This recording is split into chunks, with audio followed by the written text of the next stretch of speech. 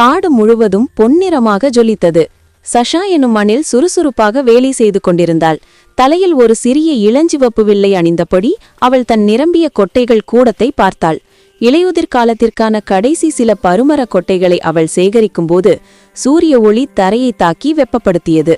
அவளுடைய தம்பி பிப் ஒரு ஆற்றல் சுழல் போல இருந்தான். இன்னும் ஒன்று சஷா, எனக்கு ஒரு பெரியது கிடைத்தது என்று அவன் கூச்சலிட்டான். ஒரு பாசி படிந்த மரக்கட்டையின் மீது தன் மதிப்புமிக்க கொட்டையை கைகளில் ஏந்தியபடி குதித்தான். அவனது வாள் செம்பழுப்பு நிறத்தில் மங்கலாக தெரிந்தது. ஓய்வெடுக்க நேரமில்லை. குளிர்காலம் நெருங்கிக் கொண்டிருந்தது. அவர்களின் புத்திசாலி பெரிய உறவினர் கூட கிளையொன்றின் மீது அமர்ந்து ஒரு குச்சியை ஆய்வு செய்து கொண்டிருந்தார். சிறந்த சேமிப்பு ரகசியம் அதில் இருப்பது போல. மொத்த அணில் குடும்பமும் இலையுதிர் காலத்தின் அவசரத்தை உணர்ந்தது. சஷா தன் பெற்றோரை பெரிய ஓக் மரத்தடியில் கண்டாள். அவள் தாய் கடின உழைப்பாளிக்காக ஒரு பெரிய கொட்டையை நீட்டினாள். அதே நேரத்தில் அவளது சிறிய புதிய சகோதரன் கீழே விழும் மஞ்சள் இலையால் வியப்படைந்து அகன்ற கண்களுடன் பார்த்து கொண்டிருந்தான்.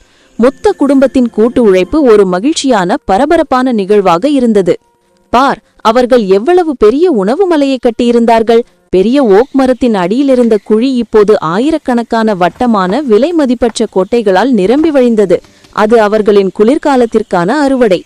மாலை நெருங்கும்போது சஷாவும் அவளது நண்பரும் அருகில் உட்கார்ந்த ஒரு சிறிய பாட்டிலில் சிக்கிய ஒரு மின்மினி பூச்சியுடன் ஒளியை பகிர்ந்து கொண்டனர். அது மங்கலான வெளிச்சத்திற்கு ஒரு சிறிய விளக்காக இருந்தது.